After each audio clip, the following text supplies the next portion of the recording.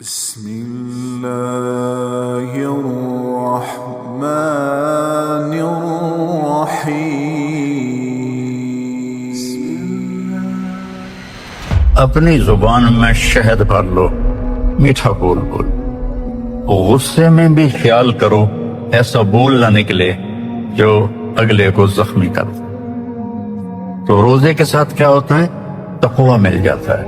جب تقوی ملتا ہے، من یتق اللہ یجعل له مخرج ویرزقہ من حیث لا یحتسب، جو تقوی اختیار کرتا ہے اللہ تعالیٰ اس کو وہاں سے رزق دیتا ہے، اس کو ہر تنگی سے راستہ دیتا ہے، اور وہاں سے رزق دیتا ہے جہاں سے اس کو وہم و گمان بھی نہیں ہوتا۔ حضرت مقداد رضی اللہ تعالیٰ عنہ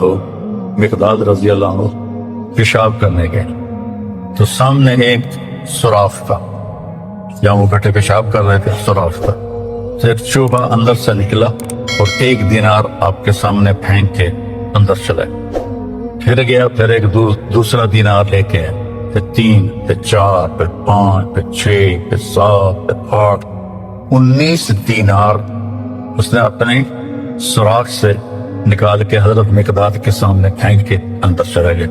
وہ بڑے حیران پریشان، انہوں نے وہ اٹھائے، فارغ ہو کر آ کر اللہ کے نبی کو پیش کیے کہ یا رسول اللہ میرے ساتھ تو یہ قصہ ہوا ہے، آج چوہے نے مجھے مالدار بنا دیا۔ تو آپ نے فرمایا یہ رزق ہے جو اللہ نے تجھے عطا کیا ہے۔ پھر یہ آیت پڑھی، من یتق اللہ یجعل له مخرج ویرزقہ من حیث لا یحتسب۔ اب یہ راستہ صرف مسلمان کے پاس ہے، اگر وہ تقوی اختیار کرتا ہے تو اس سے اللہ وہاں سے دے گا جس کا اس کو وہم و گمان بھی نہیں ہوگا۔ من یتق اللہ یجعل له من امرہ یسرا، جو تقوی اختیار کرے گا اللہ اس کے لیے آسانیاں پیدا کر دے گا۔ من یتق اللہ یکفر عنہ سیئاتہ ویعظم له اجرا، جو تقوی اختیار کرے گا اللہ اس کے گناہوں کو معاف کر دے گا، صاف کر دے گا۔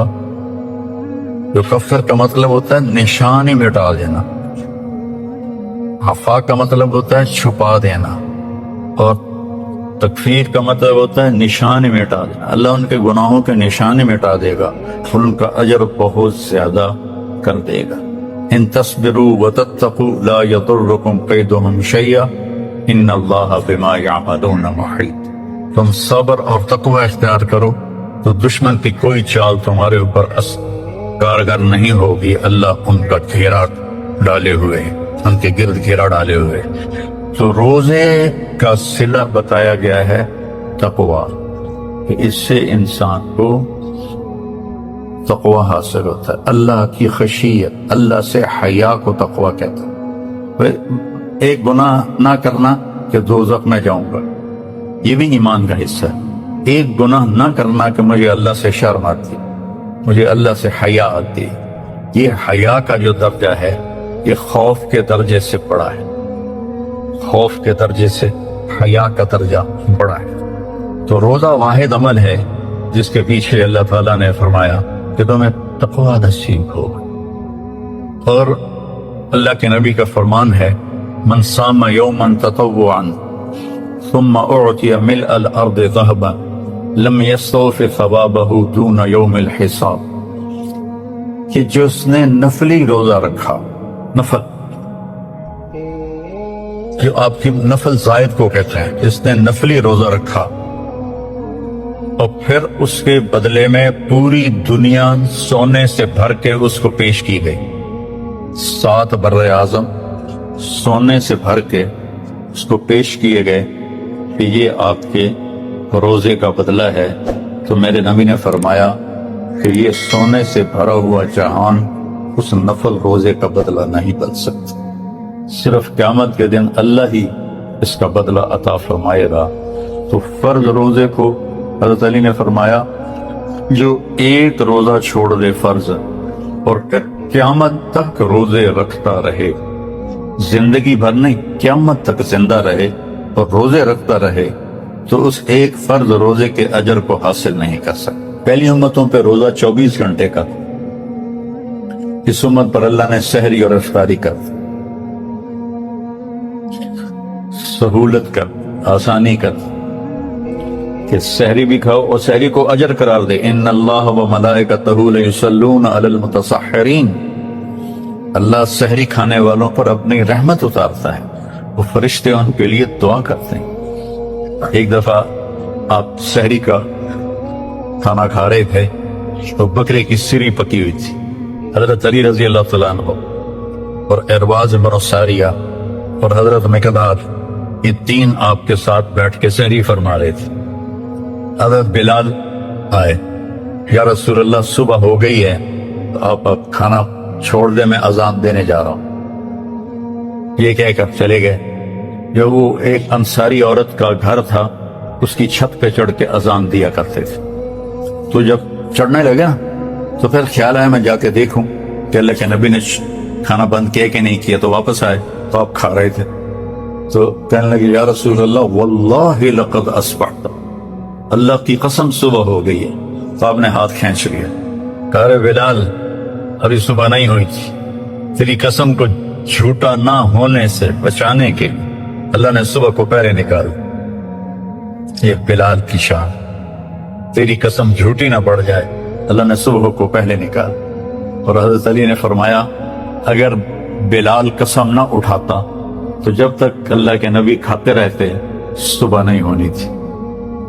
آپ نے 9 رمضان گزارے، 9، آپ نے اپنی زندگی میں 9 رمضان دیکھے، تقریباً سردیوں کے رمضان تھے جو آپ نے، چونکہ آپ ستمبر میں تشریف لے گئے مدینہ منورہ ہجرت کے لیے، تو اس کے بعد اگلے سال روزے فرض ہوئے، تو سردیوں میں ہی آپ کے سارے روزے آئے۔ اور جب آپ سفر میں ہوتے تھے اور روزہ رکھا ہوتا تھا، یا مدینے میں ہوتے تھے اور روزہ رکھا ہوتا تھا، تو ایک آدمی کو اونچی جگہ پہ کھڑا کر دیتے تھے۔ سفر میں ہوتے اور نفلی روزہ ہوتا تو پہاڑی پہ چڑھا دیتے۔ جو ہی سورج کا کنارہ ڈوبتا تھا، اس زمانے میں یہ دھند اور غبار اور یہ پولوشن تو تھی نہیں، صاف آسمان ہوتا تھا، جو ہی سورج کا کنارہ ڈوبتا تھا تو کہتا یا رسول اللہ غربت، اور فوراً کھجور منہ میں رکھتے تھے، کھجور سے روزہ افطار کرتے تھے، یا پانی سے افطار کرتے تھے، یا دودھ کی لسی سے آپ روزہ افطار فرمایا کرتے تھے۔ اور سحری میں بھی کبھی کھجور کھا کے آپ روزہ رکھ لیا کرتے تھے، اور کبھی جب میں نے ابھی آپ کو بتایا بکرے کی سری کھا رہی تھی۔ تو میرے نبی نے 9 رمضان گزارے، اور سب سے بڑی تاریخی جنگ جو ہوئی، جنگ بدر، رمضان میں 17 رمضان المبارک جمعہ کے دن، اور فتح مکہ بھی رمضان المبارک میں ہو۔ جتنا آسمانی علم ہے سارا رمضان میں اترا۔ ابراہیم علیہ السلام پہ چھوٹی کتابیں آئیں رمضان میں، موسیٰ علیہ السلام پہ تورات اتری رمضان میں، داؤد علیہ السلام پہ زبور اتری رمضان میں، عیسیٰ علیہ السلام پہ انجیل اتری رمضان میں، ہمارے نبی پر قرآن اترا 21 رمضان، شب قدر رمضان میں، غار حرا میں۔ تو روزے کو اور آسمان علم کو آپس میں کوئی جوڑ ہے ان کا آپس میں، کہ اس سے روزے کی حالت میں اللہ تعالیٰ استعداد بڑھا دیتا ہے۔ تو ہم نے رمضان میں نے شروع کیا یہ رمضان، میں نے جب شروع میں حسنین شروع کیا تو میں مفتی رفیع صاحب رحمت اللہ علیہ اور مفتی تقی صاحب مدظ اللہ، میں ان کے پاس گیا کہ میں چاہتا ہوں کہ میں چھٹیاں کروں گرمیوں میں اور رمضان میں پڑھائی رکھوں۔ کہنے لگے بہت اچھی بات، بہت اچھی بات، ضرور کریں۔ پہلے ہمارے اکابر نے رمضان میں چھٹیاں رکھی تھیں کہ طلبہ عبادت کریں، اب عبادت تو ہے نہیں، اب تو انٹرنیٹ ہے، تو لہٰذا بڑی، یہ تو میں اپنی طرف سے کہہ رہا ہوں، ابھی اس وقت انٹرنیٹ اتنا نہیں ہوا تھا، 2000 کی بات ہے، تو اب تو انٹرنیٹ ہے، رات کو رضائی کے اندر سر چھپا کے اور موبائل دیکھ رہے ہوتے ہیں۔ تو ہمارے زمانے میں تو ایسی کوئی سہولت تھی نہیں، میں تو جب تک مجھے نیند نہیں آتی تھی میں اپنا سبق دہراتا رہتا تھا۔ جو دن میں سبق پڑھا، میں نے کیسے کتابیں یاد کی، ایسے بیٹھ کر نہیں لگایا، مطالعہ کیا، سبق پڑھا، تکرار کیا، اور پھر سارا دن اس کو چلتے پھرتے دوہراتا رہتا، اور جب تک میں بستر پہ نیند نہیں آ جاتی تھی میں اس سبقوں کو دوہراتا رہتا تھا، تو مجھے کتابیں یاد ہو گئیں ساری، ازبر الف سے لے کر یا تک کتابیں یاد ہیں، اور صرف ناب تو میں بیت الخدا میں بھی دوہراتا رہتا میں نے کہا ضربہ یضرب ضرباً کون سا دین ہے، مار کٹائی ہے۔ تو کبھی میں بھول ہی جاتا کہ میں بیت الخلا میں بیٹھا ہوں، میں گردانوں میں ایسا شروع ہو جاتا تھا۔ تو سارے آسمانی علوم کو رمضان کے ساتھ مناسبت، اس لیے میرے نبی قرآن کی تلاوت رمضان میں کثرت سے فرماتے تھے۔ پھر رمضان میں اللہ نے ہمیں قیام اللیل دیا، تراویح کا لفظ نیا ہے، یعنی یہ میرے نبی کے زمانے میں یا صحابہ کے زمانے میں یا تابعین کے زمانے میں تراویح کا لفظ نہیں تھا، یہ بعد میں ایجاد ہوا ہے۔ اس دور میں قیام اللیل تھا، تو یہ تراویح کا لفظ بنا کہ بعد کے دور میں اہل مکہ 4 رکعت پڑھتے تھے اور پھر ایک طواف کرتے تھے، اس کو ترویحہ کہتے ہیں، تھوڑے آرام کرنا، راحت سے ہے نا، اس کا اصل جو مصدر ہے وہ راحت ہے۔ تو 4 رکعت پڑھ کے طواف کرتے تھے، تازہ دم ہو جاتے تھے، پھر 4 رکعت پڑھتے تھے، پھر طواف کرتے تھے، پھر 4 رکعت پڑھتے تھے، پھر طواف کرتے تھے، پھر 4 رکعت پڑھتے تھے، پھر طواف کرتے تھے، پھر 4 رکعت پڑھتے تھے، پھر طواف کرتے تھے۔ تو اس سے یہ تراویح کا لفظ بنا کہ وقفہ لینا، آرام کرنا۔ مدینے والوں نے کو جب پتہ چلا کہ مکے والے تو ہر 4 رکعت کے بعد طواف کرتے ہیں، تو ہم کیا کریں، تو انہوں نے 20 کی 40 پڑھنا شروع کر دیا۔ اللہ نے اس امت پہ قیام اللیل، جس کو اب ہم تراویح کہتے ہیں، یہ اس امت کو تحفہ عطا فرمایا کہ اس میں قرآن سن۔ اور پہلی کتابیں امت کو یاد نہیں ہوتی تھی، صرف نبی کو یاد ہوتی تھی، باقی کوئی کتاب کو یاد نہیں کر سکتا، لہذا ان کی نماز تسبیح ہوتی تھی، تسبیح، تحلیل، تکبیر۔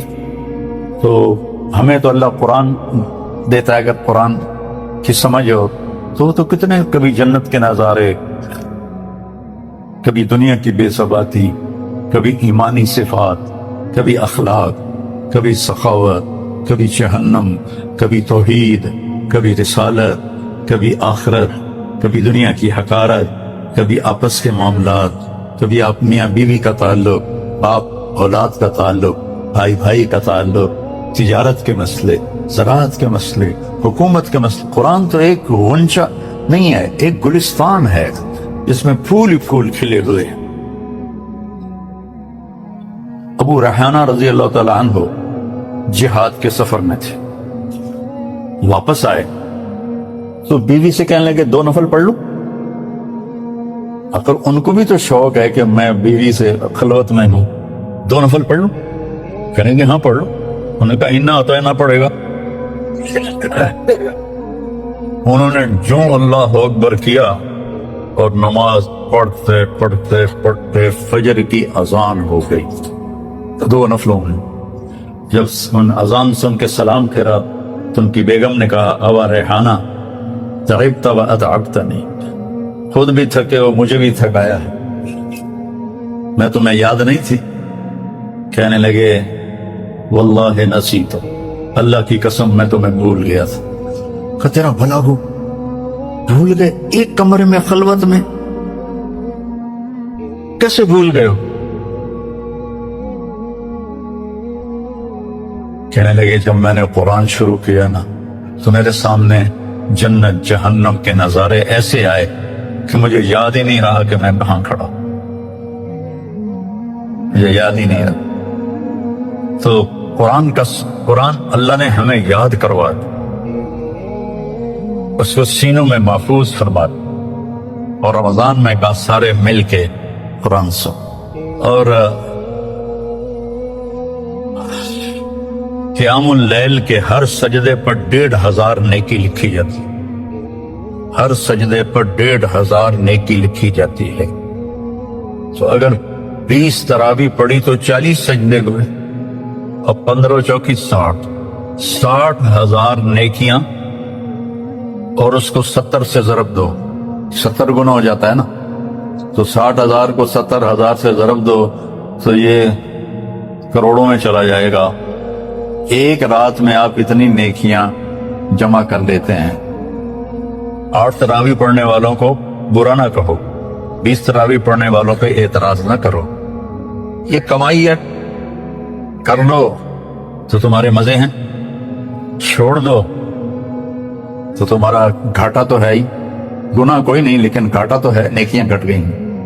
اللہ نے ہمیں قیام اللیل عطا فرمایا، اور اللہ کے نبی کے دور میں اجتماعی نماز نہیں ہوتی تھی، فرادہ، جیسے ابھی آپ کو جوڑیاں مقرر کی ہیں نا، کہ ماشاءاللہ یہ کتنی بڑی نعمت ہے کہ پورے مدرسے میں قرآن گونج رہا ہو، ہر کمرے میں قرآن کی آواز ہو، چاروں طرف نور ہی نور پھیل رہا ہے آپ کی برکت سے، علاقے میں پوری چاروں طرف اللہ کی رحمت برسے گی جب آپ بچے اپنا اپنا قرآن سنائیں گے، کوئی چھت پہ ہے، کوئی کمرے میں ہے، کوئی برآمدے میں ہے، کوئی باہر ہے، تو کیسی بہار ہوتی ہے کہ دیکھ کے ہی، سوچ کے ہی میرا تو ایمان تازہ ہو رہا ہے۔ آپ خوش قسمت بچے ہیں جو حافظ قرآن ہیں۔ جب تھی ہمت، حضرت شیخ رحمت اللہ علیہ تشریف لائے، مولانا زکریا صاحب 1980 میں، انہوں نے جو مفتی زین العابدین رحمت اللہ علیہ کا دارالعلوم تھا، اس میں انہوں نے پورا مہینہ اعتکاف کیا، تو میں نے بھی پورا مہینہ وہیں گزارا۔ تو ہم خدمت میں ہوتے تھے، سحری بھی کروانی، افطاری بھی کروانی، پھر حضرت شیخ کے خلفاء آئے ہوئے تھے، ان کو تیل لگانا، مٹھی بھرنا، تو آخری عشرے میں پھر رائمنڈ کے کئی طلبہ آ گئے، تو میں سحری افطاری کروا کے، تراویح پڑھ کے، پھر بعد میں کتاب ہوتی تھی وہ سن کے، جب لوگ سونے لگتے تو میں، طاہر شاہ رحمت اللہ علیہ ساتھی تھا، فوت ہو گیا، اس کو میں اوپر چھت پہ لے جاتا اور 3 سپارے میں اس سے سنتا تھا۔ تو میں نے 2 قرآن ختم کیے، ایک تراویح میں اور ایک 10 دن میں جو آخری عشرہ ہے، روزانہ 3 پارے، اور تہجد کی 8 رکعات میں 3 پارے میں اس سے سنتا تھا۔ تو اللہ نے قرآن کو تازہ رکھنے کے لیے ہمیں یہ دو، آپ خوش قسمت ہو کہ آپ دیکھیے، آپ کا ہر عمل، ہر سبق کا ہر لفظ کا اجر 70 گنا ہو رہا ہے، 70 گنا ہو، اور آپ کے جو نوافل ہیں وہ فرض کا درجہ پا رہے ہیں، اور آپ کے جو فرائض ہیں وہ 70 گنا جا رہے ہیں، آپ جتنی کمائی کوئی نہیں کر سکتا ہے۔ پھر اللہ تبارک و تعالیٰ نے روزہ صرف منہ بند کرنے کا نہیں ہے، آنکھیں بھی روزہ رکھیں۔ تقویٰ کب ملے گا؟ جب آنکھ بھی روزہ رکھے، بے حیا نہ، زبان روزہ رکھے، بس زبانی نہ، کان روزہ رکھیں، کسی کی غیبت نہ، دل روزہ رکھے، کسی سے نفرت نہ، ہاتھ روزہ رکھیں، کسی پہ زیادتی نہ ہو، پاؤں روزہ رکھیں، کسی غلط محفل میں چل کے نہ جائے، اپنے دل، رمضان شروع ہو رہا ہے، اپنے دلوں کو سب سے صاف کا، جو ہی رمضان کی پہلی رات ہوتی ہے، جہنم کے دروازے بند ہو جاتے ہیں اور جنت کے دروازے کھل جاتے ہیں اور شیطان قید ہو جاتے ہیں۔ اس لیے تو دیکھتے ہو نمازی بڑھ جاتے ہیں، اور جو ہی وہ شیطان کھلتا ہے وہ پھر اپنے گاہ کو واپس لے جاتا ہے، پھر وہی 1.5 صف ہوتی ہے نمازیوں کی جو پکے ہوتے ہیں، باقی بیچارے پھر واپس چلے جاتے ہیں۔ تو چیونٹیاں تک ان کے لیے دعا کرتے ہیں، ان کو کیسے پتا چلتا ہے؟ چیونٹیاں اپنے سوراخوں میں دعا کر رہی ہیں کہ ایسی رحمت برستی ہے جو چیونٹیوں تک اور سمندر کی مچھلیوں تک وہ رحمت جاتی ہے، اور پھر وہ دعا کرتے ہیں ان کی۔ اور اللہ کے نبی نے فرمایا عمل لا يعلم ثوابه الا اللہ، ہم نے کہا عملان موجبان، عملان بامثالهما، عمل بعشرة امثالها، عمل ب700 ضعف، وعمل لا يعلم ثواب عامله الا اللہ۔ من مات لا يشرك بالله دخل الجنہ، من مات يشرك بالله دخل النار، عملان موجبان، شرک کرتا ہوا مر گیا جہنم، توحید پہ موت آئی تو جنت۔ عملان بے امثالہما، نیکی کا ارادہ کرے گا تو ایک نیکی لکھی جائے گی، گناہ کرے گا تو ایک گناہ لکھا جائے گا۔ ایک نیکی کرے گا وہ تو ارادے پر ہے نا، اب ایک کر لی تو 10 گنا ملے گا، اور اللہ کے نام پہ خرچ کیا تو 700 گنا ملے گا۔ اور آپ نے فرمایا ایک عمل ایسا ہے جس کی جزا اللہ کے سوا کوئی نہیں جانتا، وہ روزہ ہے، وہ روزہ ہے۔ آپ نے فرمایا میں نے جب معراج پہ گیا میں نے دیکھا کچھ لوگ الٹے لٹکے ہوئے تھے اور ان کو نیچے سے آگ جلا رہی تھی، تو آپ نے جبریل سے پوچھا یہ کون لوگ؟ کہ یہ وہ لوگ ہیں جو فرض روزہ چھوڑ دیتے تھے جان بوجھ۔ اللہ نے گنجائش دی، بیمار ہونا مسافر ہو بعد میں رکھ لو، ابھی چھوڑ دو بعد میں رکھ لو۔ آپ نے اس جب فتح مکہ پہ پہنچے کے لیے تو عثمان کے مقام پر رمضان کا مہینہ تھا، آپ نے ایسے آپ نے ایسے بڑا، اب یہ پیالہ تو ہے نہیں، پیالی کی نہیں ہے، چھوٹی چھوٹی گلاسیں آگے نہیں، بخل کی سب سے بڑی علامت۔ ہمارے بچپن میں کتنا بڑا گلاس ہوتا تھا، اتنا چوڑا، اتنا بڑا، اور ہماری ثقافت تھی رات کو کوئی بھی مہمان ڈیرے پہ ہوتا، مسافر ہوتے یا جاننے والے، ان کو رات کو دودھ پیش کیا جاتا، کیونکہ جانور بہت زیادہ ہوتے تھے اس زمانے میں، تو دودھ وافر ہوتا تھا تو مہمانوں کو دودھ پلاتے تھے۔ تو ایک ابا جی کا دوست تھا، وہ اس کے والد کا نام تھا چاچا نواب، وہ ہمارے دادے کا بڑا دوست، تو چاچا لال اس کا نام تھا۔ وہ ڈیرے پر آیا تو نوکر دودھ لے کر گیا، تو آج کل گلاس چھوٹے ہی ہیں تو ایسے تو نہیں لیکن اتنے، تو وہ گلاس کو دیکھ کر کہنے لگا پتر میں نہیں پیندا، میں نہیں پیندا۔ اسے کہا چاچا کی گل؟ کہنے لگا دو تو ود پیواں تو بے غیرت بنا، تے دو نال میرا گزارا نہیں چلتا ہے جو میں نہیں پیندا۔ آپ نے ایسے پیالہ لیا اور سب کے سامنے اس طرح روزہ توڑ دیا، سفر میں تھے نا، اور آگے اب مکہ قریب تھا تو آپ نے روزہ توڑ دیا، آپ کے ساتھ باقی نے بھی توڑ دیا۔ کچھ لوگوں نے کہا نہیں ہم پورا کریں، تو اتنی گرمی اور سفر، جب وہ پڑاؤ کیا تو وہ سارے ایسے پڑے ہوئے، ہمت ہی نہیں، جنہوں نے روزہ توڑ دیا تھا انہوں نے خیمے لگائے، چارہ اکٹھا کیا اونٹوں کے لیے، گھوڑوں کے لیے۔ تو آپ نے فرمایا آج روزہ توڑنے والے روزہ رکھنے والوں سے آگے نکلے، ذهب المفطرون بأجورهم، اللهم لك الحمد كما انت اهله، فصل على محمد كما انت اهله، وافعل بنا ما انت اهله، انك اهل التقوى واهل المغفرة، ربنا آتنا في الدنيا حسنة وفي الآخرة حسنة وقنا عذاب النار، ربنا تقبل منا إنك أنت السميع العليم وتب علينا إنك أنت التواب الرحيم، ربنا هب لنا من أزواجنا وذرياتنا قرة أعين واجعلنا للمتقين إماما۔ اے زمین آسمان کے بادشاہ، اے آسمان کو اٹھانے والے اللہ، اے زمین کو بچھانے والے اللہ، اے ہواؤں کو چلانے والے اللہ، اے پہاڑوں کو گاڑنے والے اللہ، اے دریاؤں کو بہانے والے اللہ، اے سمندروں کو قابو رکھنے والے اللہ، اے پرندوں کو فضا میں سنبھالنے والے اللہ، اے ماں کے پیٹ میں بچوں کی حفاظت کرنے والے اللہ، اے جنگل کے شہروں کے باسیوں کی حفاظت کرنے والے اللہ، اے وہ حی و قیوم ذات جو موت سے پاک ہے، زوال سے پاک ہے، ذوق سے پاک ہے، تھکن سے پاک ہے، تجھے نہ کھانے کی حاجت ہے، نہ پینے کی حاجت ہے، نہ سونے کی حاجت ہے، نہ جگہ کی حاجت ہے، تو اول ہے بلا بدایا، تو آخر ہے بلا نہایا، تو قدیم ہے بلا ابتدا، تو دائم ہے بلا انتہا، تو اول ہے تجھ سے پہلے کچھ نہیں، تو آخر ہے تیرے بعد کچھ نہیں،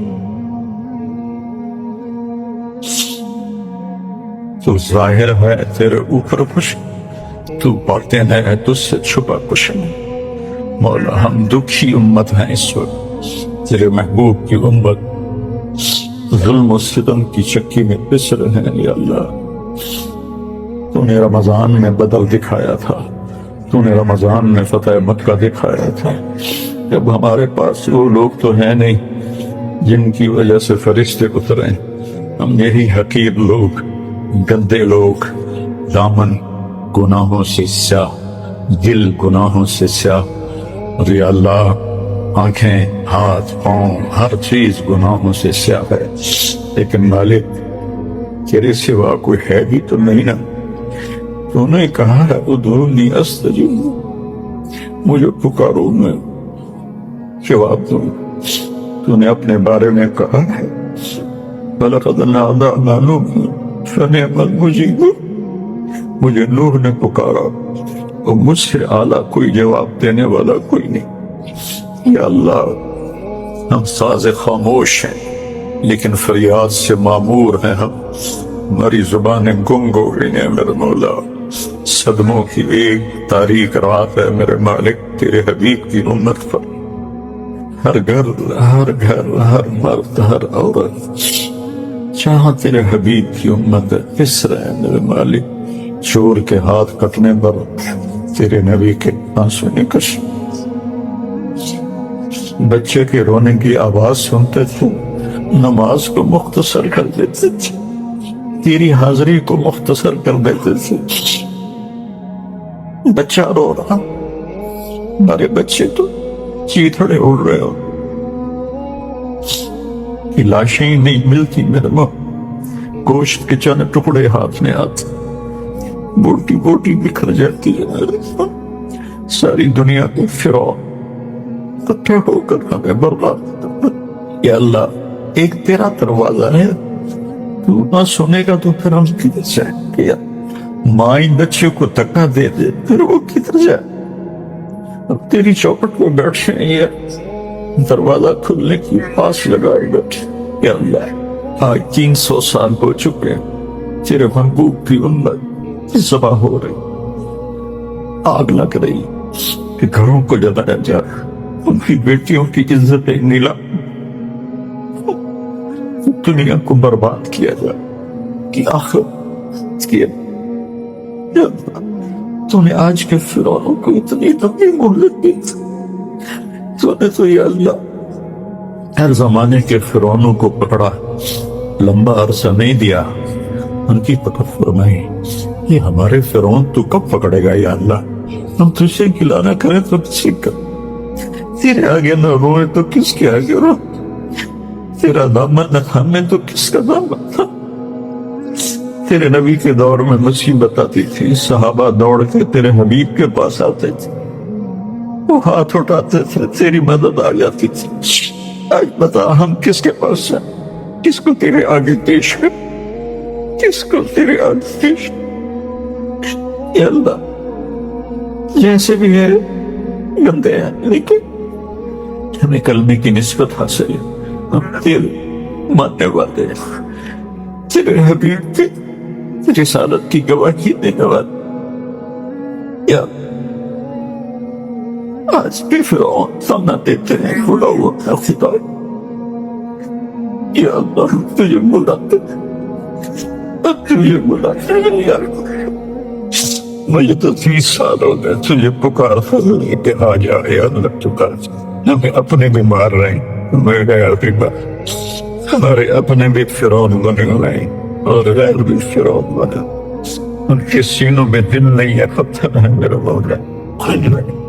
ایک کریم آقا، میرے مہربان آقا، ہم کس کے قدے پہ سب رکھ کے روئیں یا اللہ؟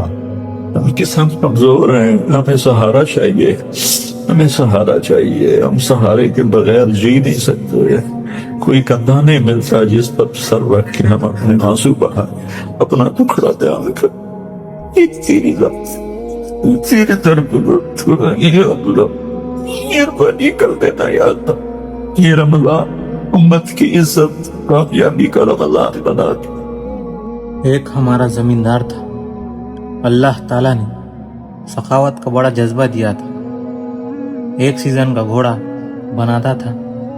ایک دن کسی نے کہا کہ میاں صاحب اللہ تعالیٰ نے اتنا رزق دیا ہے، کوئی 4 جوڑے اپنے لیے بنا لیا کرے۔ کہنے لگا بیٹا اگر اپنے لیے بنانا شروع کر دوں تو غریبوں کو دینے کا دل نہیں چاہتا۔ جب آدمی اپنی دنیا بنانے میں لگ جاتا ہے تو پھر غریبوں کو دیتے ہوئے اس کا دل تنگ پڑ جاتا ہے۔ تو اللہ تعالیٰ سے مانگو کہ اللہ تعالیٰ آپ کو سخاوت بخشے۔ غریب ہو تو بھی اللہ کے نام پر خرچ کرو، کچھ وقت قرآن پاک کی تلاوت کے لیے وقف کرو کہ اس سے دل نرم ہوتا ہے اور تعلق ملتا ہے۔ کچھ وقت اللہ کے رزق کے لیے مقرر کرو، اپنی زندگیوں کو علماء سے پوچھ کر شریعت کے مطابق ڈھالنے چلانے کی کوشش کرو، تو انشاءاللہ یہ ہمارے طرز زندگی بھی ہمیں جنت تک پہنچائے گا اور پچھلی کمیوں کوتاہیوں کے معاف ہونے کا ذریعہ بنے گا۔ اللہ تعالیٰ ہم سب کو عمل کی توفیق بخشے۔ اللہ تعالیٰ کے احسانات ہے کہ سب سے بڑی دولت انسان بنایا، اور سب سے بڑی دولت یہ ہے کہ اس نے ایمان عطا فرمایا، اور پھر اس سے بڑا احسان کہ حضور کا امتی بنایا۔ اس احسانات کے بعد ہم صرف ڈالر کی خاطر، امریکہ کی خاطر، یہاں کے پاسپورٹ کی خاطر، یہاں کے گرین کارڈ کی خاطر ہم اللہ کے دین کو توڑ دیں۔ یہاں سے ہم پیسہ اکٹھا کرتے ہیں اور اولاد کو ہم کفر کے وادیوں میں ڈھکیلتے ہیں۔ ہم نے کیا کمایا ہے؟ انگلینڈ میں ہماری جماعت گئی اور ایک آدمی ملا، کہنے لگا میں نے پاؤنڈ تو کمائے لیکن ایمان گنوا بیٹھا اور اولادیں ہمارے ہاتھوں سے چلی گئی۔ ہم پاؤنڈ کو آگ لگائے، کیا کرے؟